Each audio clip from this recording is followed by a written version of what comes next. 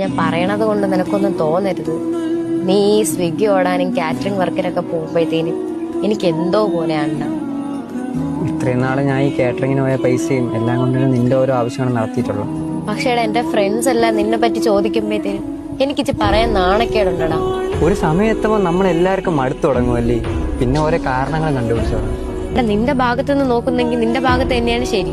പക്ഷെ നീ എന്റെ സൈഡിൽ നിന്ന് ചിന്തിച്ചിട്ടുണ്ടോ? കുഴപ്പമില്ലടേ, മനസ്സിലാവും.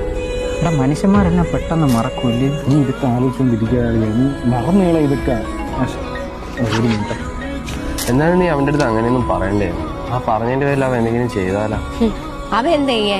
അവനൊരാളല്ലേ, അവൻ പെട്ടെന്ന് മൂവ് ഓൺ ആവും. പോരാത്തേന് അവന് കുറെ ഫ്രണ്ട്സ് ഉണ്ട്. ഹലോ സാറാ, സായി സായി ഇവിടെ ഉച്ചയ്ക്ക് ബോഡി എടുക്കുമെന്നാണ് പറയണത്.